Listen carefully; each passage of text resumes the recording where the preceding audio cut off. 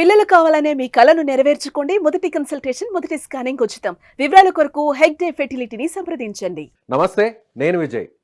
చైనాలో కొత్తగా వెలుగు చూసినటువంటి హెచ్ఎంపివి వైరస్, ఈ వైరస్ ఎంతటి ప్రమాదాన్ని కలిగిస్తుంది? నిజంగా ఇది మన దేశానికి వస్తే, అంటే ఇక్కడ మనుషులకు సోకితే ఎలాంటి ప్రమాదం ఉండబోతుంది? దీని లక్షణాలు ఏంటి? దాని నుంచి తప్పించుకోవాలంటే ఎలాంటి జాగ్రత్తలు తీసుకోవాలి? దీని గురించి మాట్లాడడానికి మనతో పాటు స్టూడియోలో ఉన్నారు ప్రముఖ సీనియర్ ఫిజిషియన్ కిరణ్ గారు. సార్ నమస్తే. సార్ నమస్కారం సార్. ఇప్పుడు కోవిడ్-19కి సంబంధించినటువంటి ఆ ఛాయలు ఇంకా కూడా మనం మర్చిపోలేదు. ఆ పాండమిక్ సిచ్యువేషన్ గురించి ఆలోచిస్తేనే అందరికి ఒక టెర్రర్. కానీ అలాంటి లక్షణాలనే కలిగి ఉన్నటువంటి హెచ్ఎంపివి వైరస్ ఇప్పుడు వస్తుందనే టెన్షన్ ఉంది. ఇది ఎంతవరకు కరెక్ట్ అంటారు?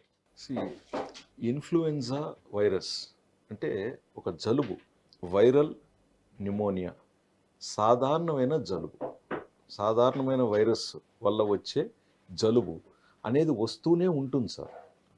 ఇంత ముందు ఉండింది, ఇప్పుడు ఉండింది. బట్ అది కొత్త రూపురేఖలతో వచ్చినప్పుడు కొంచెం ఇబ్బందికరంగా ఉండింది కోవిడ్. వాస్తవంగా కోవిడ్లో చాలామంది ఇబ్బంది పడ్డారు, మనం చూసాం. చాలా మనం అవలేలుగా దాంట్లోంచి బయటపడ్డాం. ఓకే, డ్యామేజ్ జరిగింది. But if you see otherwise majority are survivors. Damage అయింది కూడా కొంతమందికి కొన్ని కారణాల వల్ల. ఇప్పుడు ఇక్కడ కూడా మనం చూస్తున్నది కొత్తగా వచ్చిన జబ్బో రోగమో కాదు, ఒక ఇన్ఫ్లుయెన్జా వైరస్ ఒక కొత్త ఫామ్లో కానీ కొత్త మ్యూటేషన్ తీసుకునేది. కాబట్టి మేబీ మన బాడీ దాన్ని కొంచెం రికగ్నైజ్ చేయాలి. రికగ్నైజ్ ఎప్పుడైతే చేసేస్తుందో దెన్ ఇమీడియట్గా మనం దాన్ని అటాక్ చేయగలుగుతున్నాం, మన బాడీ ఇమ్యూన్ సిస్టమ్. అది వెరీ ఇంపార్టెంట్. ఇప్పుడు అద్దవు పులి, రెండోసారి కూడా అద్దవు పులి, మూడోసారి నిజంగా పులి వచ్చింది. స్కూల్ వచ్చినప్పుడు ఏం చేయాలి? సో మనము ఇదివరకు కూడా గమనించాం, కోవిడ్లో కూడా కొన్ని విషయాలు నేర్చుకున్నాం. సో ఎవరు తీవ్రంగా ఇబ్బంది పడ్డారు? అన్కంట్రోల్డ్ డయాబెటిక్, అంటే షుగర్స్ బాగా ఉంటూ అవి అదుపులో పెట్టుకోక నాకేం కాదులే అనుకున్న వారిలో కొంచెం తీవ్రంగా వచ్చింది. లేదా వృద్ధాప్యంలో ఉంటూ సరైన సందర్భంలో సరైన సకాలంలో వైద్యం అందని వాళ్ళు ఇబ్బందులు పాలయ్యారు. లేదా వైద్యం అందినప్పటికీ అది సరిగ్గా పాటించక లక్షణాలు పెరిగి తీవ్రత పెరిగిన తర్వాత ట్రై చేసి ఇబ్బందుల్లో ఎదుర్కొన్నారనమాట. లేదా అన్డయాగ్నోస్డ్ డయాబెటీస్, అంటే వీళ్ళలో షుగర్ ఉంది కానీ ఆ విషయం ఆ వ్యక్తికే తెలీదు, హైలో కూడా ఉంది, లక్షణాలు లేకుండా ఉంది, ఈలోపు ఇది సోకింది, దీంతో తీవ్రత పెరిగింది. ఇన్ఫ్యాక్ట్ మనం గుర్తెచ్చుకుంటే మనకు నెల్లూరులో ఫస్ట్ మనకు డెత్ అయిన డాక్టరు అవును హై షుగర్తో ఉన్నారు డాక్టర్. అవును. మళ్ళీ ఆయన చెన్నైకి తీసుకెళ్ళి అక్కడ పాపము జరిగింది, చాలా ఇబ్బంది అయింది. సో ఈ విధంగా మనం ఎవరైతే రిస్క్ ఫ్యాక్టర్స్ ఎక్కువగా ఉన్న జనాభా ఉన్నారో వాళ్ళను గుర్తించి వాళ్లకు పద్ధతిగా అడ్వైజ్ ఇవ్వటం అనేది వెరీ ఇంపార్టెంట్. నేను అంటున్నది ఏంటంటే ఎటువంటి జాగ్రత్తలు తీసుకోవాలనే విషయాన్ని గురించి మనము చర్చిస్తున్నాం. భయపడటానికి ఏముంది? భయపడి మనం ఏం సాధించబోతున్నాం? భయపడి ఇంకొకరు స్ట్రెస్ తెచ్చుకుంటే మన ఇమ్యూన్ సిస్టమ్ ఇంకాస్త వీక్ అయితే మనం ఇంకొంచెం దాన్ని సోకించుకోవడానికి అర్హులు ఎక్కువ అవుతాం. మనం ఆ టైంలో కూడా ఎక్కువ మంది భయపడిన వారే చివరి వరకు వెళ్ళారు. అవును, కొంచెం ధైర్యంగా ఉన్న వాళ్ళు, కాన్ఫిడెన్స్ ఉన్న వాళ్ళు ఈజీగా బయటపడ్డారు. సరైన డాక్టర్ని సరైన సందర్భంలో సకాలంలో వైద్యం తీసుకున్న తర్వాత సరైన మందులు కూడా వాడిన వారు, సరైన మందులు కూడా ఇప్పుడు ప్రిస్క్రిప్షన్ దొరుకుతుందండి. జెన్యూన్ మెడిసిన్స్ వాడి ఉండాలి. మళ్ళీ జెన్యూన్ మెడిసిన్స్. ఈలోపు కొంచెం సరదాగా చెప్తాను, కక్కుర్తిపడి ఆ డిస్కౌంట్ అని చెప్పి, ఎందుకంటే ఇటీవల నకిలీ మందులు పట్టుబడుతున్నాయని చెప్పి న్యూస్ పేపర్స్లో ఎక్కువగా వస్తున్నాయి. నిన్న మొన్న కూడా న్యూస్ పేపర్లో నకిలీ మందులు పట్టుబడ్డాయని చెప్పి వచ్చిందండి. ఇదివరకు చరిత్రలో ఎప్పుడు లేదు ఇలాగ నకిలీ మందులు పట్టుబడటం. So very important. ఒక డాక్టర్ మీకు ప్రిస్క్రిప్షన్ ఇచ్చినప్పుడు అది సింపుల్ మెడిసిన్ అయినా సరే, ఈవెన్ పారాసెటమాల్ కావచ్చు, ఒక యాంటీబయాటిక్ కావచ్చు, జెన్యూన్ మెడిసిన్స్ తీసుకోండి. 10 రూపాయలు తక్కువకు వచ్చిందని చెప్పేసి మనం తీసుకోవటం వల్ల వాటి పొటెన్సీ తక్కువ ఉంటే హై డోసెస్ వాడాలి, ఎక్కువ డోసెస్లు వాడాలి.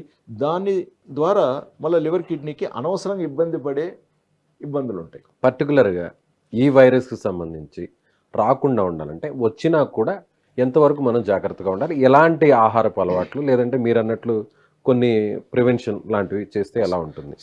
రాకుండా ఆపలేం. ఇది సునామీ లాగా వచ్చిందంటే వస్తుంది, తగులుతుంది. ఈవెన్ కోవిడ్ కూడా మనం ఎన్నో జాగ్రత్తలు తీసుకున్నాం, బట్ ఎక్కడ ఆపగలిగాం? ప్రతి మనిషికి ఏదో ఒక రూపంలో అది తాకింది. బట్ తర్వాత ఇతను రోగి అయ్యాడా లేదా అనేది వేరే అంశం. ఇక్కడ కూడా ఇన్ఫ్లుయెన్జాకి మనం తీసుకుంటే బేసిక్ జాగ్రత్తలు ఏంటి? క్రౌడ్లో వెళ్ళకూడదు, ఒకవేళ ఒక్కరికి దగ్గు జలుబు తుమ్ములు వస్తూ ఉంటే ఫస్ట్ చేయాల్సింది ఏంటంటే అతను రిఫ్రెయిన్, అంటే అతను ఇంట్లో ఉండాలి. అతను ముందుకు వచ్చి నలుగురితో కలిసే పనులు చేయకూడదండి. అది క్రమశిక్షణ. మీరు యూరోప్లో కూడా చూడండి, ఎప్పుడు కూడా సీజన్స్లో వాళ్ళకి ఇన్ఫ్లుయెన్జా వస్తూ ఉంటుంది. ముఖ్యంగా ఈ జనవరి టైంలో వాళ్ళకు కోల్డ్ ఎక్కువ -డిగ్రీస్కి వెళ్ళినప్పుడు ఇన్ఫ్లుయెన్జా వస్తూ ఉంటుంది. ఇమీడియట్గా వాళ్ళు దానికి క్వారంటైన్ విధించి 14 రోజులు ఆ వ్యక్తిని బయటకు రాకూడదని చెప్పటం, లేదా చిన్న స్కూల్స్లో అయితే పిల్లలకు ఒక 10-20 రోజులు బడి క్లోజ్ చేసేస్తారు.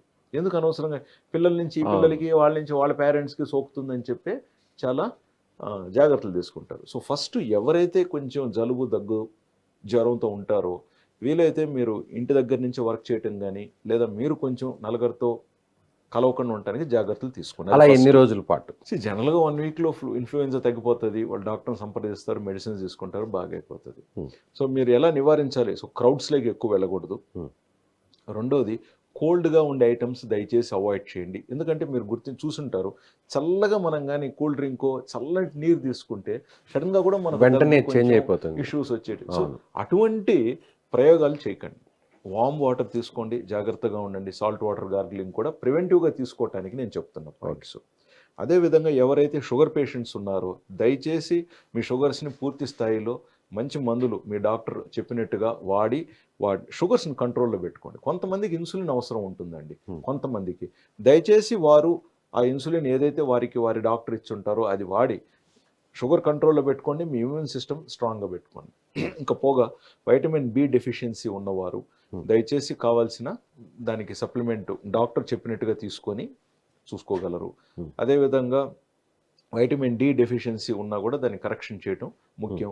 అండ్ ముఖ్యంగా ఎవరైతే వైటమిన్ సి ప్రాపర్గా లభించట్లేదో దయచేసి వారు, వైటమిన్ సి అనేది మనకు చాలా ఇంపార్టెంట్, ఇమ్యూన్ సిస్టమ్ అని కాపాడేది వైటమిన్ సి.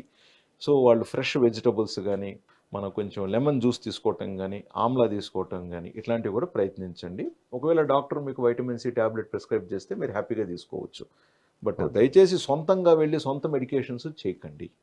ఇది డాక్టర్ని అయితే కలవడం మంచిది, ఇంపార్టెంట్ అండి. ఈ లక్షణాలు కనిపిస్తే కలవడం మంచిది. భారతదేశంలో డాక్టర్లకి అయితే కరువు లేదండి. అండ్ భారతదేశం డాక్టర్స్ ప్రపంచంలోనే మేధావులు అన్న విషయం అందరికీ తెలిసిందే. మీరు అమెరికాలో తీసుకోండి, ఆస్ట్రేలియా తీసుకోండి, మన ఇండియన్ డాక్టర్సే డామినేటింగ్. సో కాబట్టి కొన్ని విషయాలలో మనం సరైన దారిలో వెళ్ళటం మంచిది. ఇంకా పోగా వృద్ధాప్యంలో ఉన్నవారు, గతంలో ఎవరికన్నా ఆస్తమా ఇష్యూస్ ఉన్నవారు, లేదా గతంలో కోవిడ్లో కొంచెం ఇబ్బందికరంగా కోలుకున్నవారు కొంచెం ప్రత్యేకమైన జాగ్రత్తలు తీసుకుంటూ ముందస్తుగా అవసరం ఉంటే డాక్టర్ని కన్సల్ట్ అవ్వటం కానీ, వాట్ ఎవర్ ప్రికాషన్స్ తీసుకోవటం. చిన్నపిల్లల్లో ఆస్తమా ఉన్న పిల్లలు, సో వీళ్ళు. ఇంకొకటి ఏంటంటే నేను చెప్పేది మీకు కొంచెం హాస్యంగా ఉంటుంది. ఊబకాయంతో ఉన్న ప్రతి ఒక్కరు, అది చిన్నపిల్లలు కావచ్చు, పెద్దోళ్ళు కావచ్చు, బరువు ఎక్కువగా ఉన్నవారు కూడా జాగ్రత్తలు తీసుకోవాలి. ఎందుకంటే వెయిట్ ఎక్కువగా ఉన్నప్పుడు మనకు ఫ్యాటే మనకు ఒక ఇన్ఫ్లమేటరీ కండిషన్ క్రియేట్ చేస్తూ ఉంటుంది. సో జాగ్రత్త అంటే ఇప్పటికిప్పుడు మనం బరువు అయితే తగ్గించుకోవాలి, బట్ స్టిల్ నిద్ర మంచిగా ఉండటం, ఈ విషయం అందరికీ మళ్ళీ. ఎందుకంటే నిద్ర మానేసి మనము అది వర్క్ కావచ్చు లేదా విలాసం కావచ్చు, ఇమ్యూనిటీ తగ్గిపోతుంది. అది వర్క్ కావచ్చు, ఎంటర్టైన్మెంట్లో కావచ్చు. మీరు నిద్రని కానీ ఇబ్బంది అంటే నిద్ర సరిపోలేదు అనుకోండి, ఇమ్యూనిటీ తగ్గిపోతుంది. కాబట్టి నిద్ర వెరీ ఇంపార్టెంట్. ప్లస్ ఓవర్గా స్క్రీన్కి అడిక్ట్ అవ్వకండి. మనం ఎక్కువగా ఉదయం సాయంత్రము అవసరానికి మించి స్క్రీన్కి అడిక్ట్ అయినా కూడా ఇమ్యూన్ సిస్టమ్ డౌన్ అవుతుందండి. Mobiles, anything, TV. అవును, ఇప్పుడు చాలామంది మన దగ్గరికి వచ్చేవాళ్ళు, సార్ నాకు స్ట్రెస్ ఎక్కువ, సార్ నాకు వర్క్ ఎక్కువ సార్ అంటారు. చూడండి, వర్క్ అనేది దేవుడు ఇచ్చింది మనకి. పని లేకపోతే మనం బతుకులేం.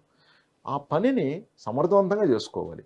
తర్వాత రెస్ట్ తీసుకోవటానికి కూడా టైం ఉంది. కొంత విశ్రాంతి తీసుకొని మళ్ళీ మన పనిలో మనం నిమగ్నం అవ్వచ్చు. ఎగ్జాక్ట్లీ, విశ్రాంతి టయానికి విశ్రాంతికి తీసుకోవాలి కదా. మన విశ్రాంతి టైంలో కూడా మళ్ళీ మనము ఎంగేజ్ అయితే ఎలాగ చెప్పండి. ఇప్పుడు సిస్టమ్ ముందు కూర్చొని కంప్యూటర్తో వర్క్ చేసేవాళ్ళు చేసినంతసేపు దానం చేస్తారు. ఖాళీ టైంలో కూడా, విశ్రాంతి టైంలో కూడా, బ్రేక్ టైంలో కూడా మళ్ళీ మొబైల్స్ చూస్తుంటారు. అది రాంగ్ అంటాను. ఇప్పుడు నేనున్నాను డాక్టర్, పేషెంట్ చూసిన తర్వాత మళ్ళీ ఫోన్ చూశాను అనుకోండి, పర్వాలే, సరదాగా చెప్తున్నా. బట్ ఎవరైతే సిస్టంలోనే వర్క్ చేస్తూ ఉంటారో మీకు విశ్రాంతి టైం దొరికినప్పుడు మీరు ప్రకృతి వైపు వెళ్ళండి. మళ్ళీ మీరు స్క్రీన్లో ప్రకృతిని ఎతికితే మాత్రం కుదరదు. ఓకేనా? ఇంటర్నెట్లో ప్రకృతి దొరకదండి, అది మీరు గుర్తుపెట్టుకోండి. ప్రకృతి సో స్ట్రెస్ లేకుండా ఉండాలి, మంచిగా నిద్రపోవాలి, కరెక్ట్ టైంకి ఫుడ్ తీసుకోవాలి. సి విటమిన్, బి విటమిన్ ఉన్న ఫుడ్ తీసుకుంటే మంచిది. మంచిది అవసరమైతే దీర్ఘకాలిక వ్యాధులు ఉంటే, ముఖ్యంగా డయాబెటీస్ ఉన్నవారు డాక్టర్ని కన్సల్ట్ అవ్వడం ఇంకా మంచిది. కంట్రోల్. ఎలాంటి లక్షణాలు ఉంటాయి? అగైన్ కామన్ లక్షణాలు అండి. మామూలుగా జలుబు వచ్చినప్పుడు ఎలాగైతే మనకు ఉంటుందో, లైట్ గా దగ్గు రావటం కానీ, సోర్ థ్రోట్ గా కానీ, లైట్ గా హెడ్ ఏక్ కానీ, లైట్ గా బాడీ పెయిన్స్ కానీ, ఇలాంటివి ఉంటాయి అన్నమాట. సో ఫీవర్, ఫీవర్, లైట్ గా ఫీవర్ ఉండటం కామన్ కోవిడ్ లక్షణాలే. జలుబు లక్షణాలు. కోవిడ్ పేరు వద్దు, మనం ఆ పేరు చెప్తే మళ్ళీ భయపడతారు. భయభ్రాంతులకు గురి చేయడం మన లక్ష్యం కాదు. జనరల్ గా జలుబు వస్తే ఎలాంటి లక్షణాలు ఉంటాయి, సేమ్ టు సేమ్ ఉంటాయి అన్నమాట. Okay sir. సో కాబట్టి అది మనం ప్రస్తుతానికి దాని మీద మనకు పెద్దగా ఇంకా ప్రోటోకాల్స్ ఏం లేవు కాబట్టి మనము ఉన్నవి లేనివన్నీ చెప్పి జనాలు కన్ఫ్యూజ్ చేయకూడదు. నిజాయితీగానే మనకు ఉన్న విషయం ఉన్నట్టుగా తీసుకోవటం అనేది చాలా ఇంపార్టెంట్. సో నిద్రాహారాలు టయానికి మితంగా ఏదైతే కరెక్ట్గా ఉంటాయో ఇవన్నీ సరిగ్గా పాటిస్తూ ఆరోగ్యంగా ఉండటం చాలా important. Right sir, thank you so much.